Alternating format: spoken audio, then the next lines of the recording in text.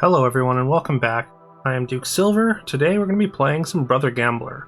Before we get started, for those that don't know, tournaments have been announced for Fairytale Fables, which is very exciting for me, myself in particular. So I think it's March 29th and 30th.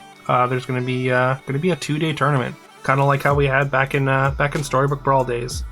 I'm very, very excited for that. I've been playing a ton. You do have to hit 5200 on normal sync. You have to get 5200 MMR anyways to qualify for that. But yeah, that's it. I'm pretty sure it's free to enter, and there's details in the Discord anyways, and I've got a link to the Fairytale Fables Discord in the description if you want to head over there and check it out anyhow. But yeah, let's just get into this. We get to triple our Smiling Sprout here. I mean, this is kind of the thing to do now. You want to take Smiling Sprout there. It's a premium 2-drop if you can get it early enough. And you can see it's just a big ball of stats nice and early here. And especially with Brother Gambler, I think Brother Gambler has gotten kind of a decent little boost thanks to Smiling Sprout, as well as the new spell Core Fusion that lets you basically eat one character and feed its stats to another one. Just considering what we should take there. There's a pair of Romeos there. Romeos takes the stats from Brother Gambler really well, so we're gonna take that. We also took an old Yellow Bark. That's a unit that's actually seeing some play now that the Smiling Sprout is a unit people are using. So getting that attack on the Smiling Sprout is really, really nice. Same deal as how Happy Little Tree and Darkwood Creeper used to interact for Storybook Brawl folks. We get a really good board for us there with a bunch of cats just feeding our Smiling Sprout. Now the trick with Brother Gambler is you definitely want to mostly fill up your board, but at the same time you don't want to overfill it. Of course, you want to have your characters that take the stats the best on the board there. That's why we're not going to fill up our board entirely here. I even sold the Yellow Bark because we're pretty much done with it anyways. And Yuck the Yak, of course, is just a fantastic character that works especially well with Brother Gambler. Basically has the same ability. It gets stats for all the gold and mana you leave on the table. That one extra mana level 2 treasure isn't really doing a ton, but I mean it's a little bit anyways. It changes the breakpoints a little bit anyhow. I generally don't spend too much, I try not to leave too much gold on the table in the early turns. I kind of spend some gold rolling and finding the units that I really want to buff up early. And then level 4 is when I try to sort of leave money on the table and pump those stats in, because that's when the buff's at its best. It does get, of course, the buff does get better and better with each level. Now we're on level 5. I believe it's going to be +5/+5 per 3 gold or mana left on the table. And yeah, you can see that Yuck the Yak already quite large. Considering what we want here, I think we are going to spend all our gold, and we're going to take the Haymaker and the Narc are just both pretty premium 5-drops. I mean, the treasures on 5 are mostly just okay, but I think having access to them is still good. There's still a couple really good ones that you can get. I think some of them are pretty specific, so. I don't think it's worth hunting down level 5 treasures or anything, but I think getting a crack at the first one at least is worth it with the Narc. But I definitely wouldn't be buying a ton of Narcs anyways. I try and just get this first one, and there we get to triple it. And yeah, Shard I think is a very good very, very good level 5 treasure, especially going into level 6 next turn. But we're gonna take the Hero Helix and just kind of increase our stat gain for a little while. Once you get to level 6, you kind of the buff the buff is at its peak, of course, but at the same time finding level 6s is just so much better than the random stats. Speaking of level 6s, we're gonna pick up a good boy here, and I think we are gonna try and get some of those Brother Gambler stats on the good boy. We also get to triple our Juliet here. We're just gonna take a mana treasure that's gonna enhance our hero power. So yeah, we're gonna have 9 mana each turn, and of course that's gonna be what I think it's 7/7 at level 6, so that's 3 times 7/7, 21/21, doubled of course. two random things on our board.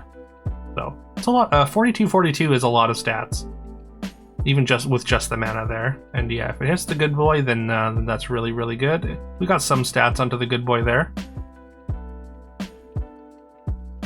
We definitely want to avoid any draining spells. I mean, you want to do that with Brother Gambler anyways, but on level 6, like if you see like a Circe's Cup or like a Starlight Strike, you're kind of more inclined to like it's a lot of times it's worth it to fire off a combat spell against a stronger opponent if you can. Especially now that we're down to top 3 already. We definitely want to put as big a dent into our the other opponent that's at a healthy life total as much as possible anyhow. I think I'm looking at locking that rune, but decide against it ultimately.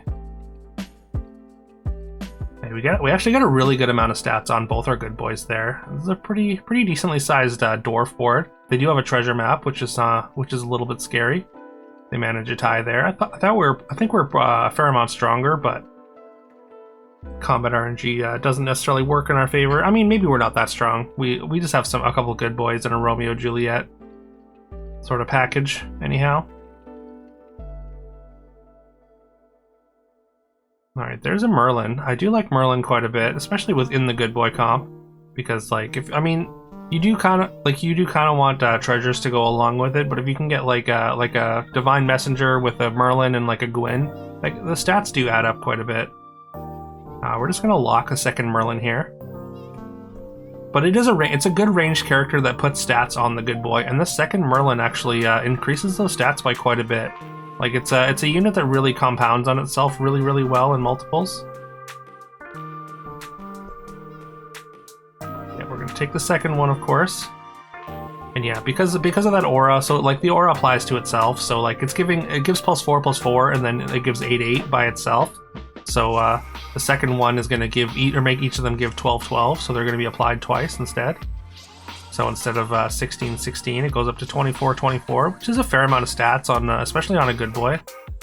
Yeah, that dwarf board is getting a little out of hand. They hit Bottled Lightning and Drumroll. Drumroll, of course, absolutely terrifying.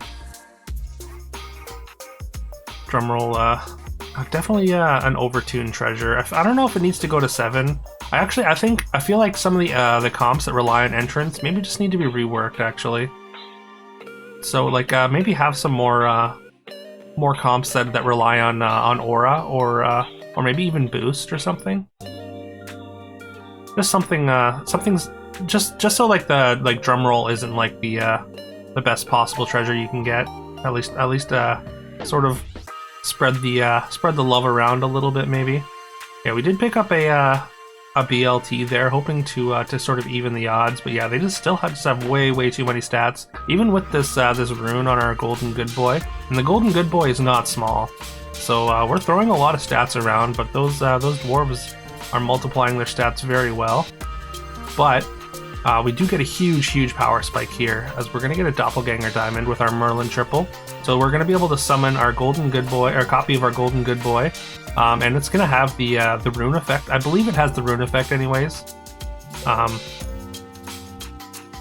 think going attacking first is gonna be important, and we're gonna summon the second one in slot 3. Like summoning it in front of the Merlin just for like those extra stats would be nice, but I think it's just important to try and get that BLT attack as well. And yeah, the stats with the double golden good boy is enough there. So like a good boy, of course, another unit that just really compounds on itself and is excellent and very powerful in multiples. So once we get if we can get one of the good boys to get stats on the other good boy, then yeah, the stats multiply really well. And I mean that's how you win lobbies in this game, is you have to multiply your stats. And yeah, we're gonna take another good boy for some more multiplication here. Gonna cast a couple spells, and then we're gonna burn our mana and with a Circe's Cup here. Of course, scam spell. At this point, the hero power is completely well, maybe not completely moot, but pretty much useless. And yeah, they don't even crack one of our Romeo and Juliet there in the back line. If they crack one, then the other one gets a huge boost of stats. So we win by by a fair margin there after getting that doppelganger diamond. And yeah, there we go.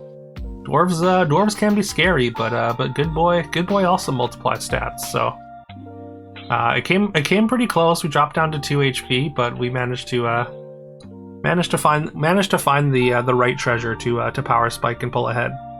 But yeah, let me know if you enjoyed that. Please leave a like, comment, subscribe if you haven't already. I would very much appreciate that. Also, please, I mean, I won't try and shill it too much, but I did put out a Final Fantasy video. I would very much appreciate it if you would check that out. I know it's not my regular content. I'm trying to learn like more like long form sort of editing and whatnot, and I put a lot of hours into it. So you could go and check it out. Give it a like if you feel so inclined. That would help a lot. But yeah, like I said, I put a lot of hours into it. I would love it if people would check it out. You know, it's not premium content. I've got a lot of learning to do as far as editing and whatnot. That's probably why it takes so long as well. I'm kind of learning on the fly. But yeah, I've been having a great time playing through Final Fantasy and doing videos on it, and hopefully more to come eventually. But yeah, anyways, I hope you have a fantastic rest of your day, and I guess yeah, I'll be uploading pretty consistently. I've been grinding to get up to 5,200 to qualify for the tournament. Of course, it kind of lit a fire under me, which is really nice. But yeah, I will see you tomorrow.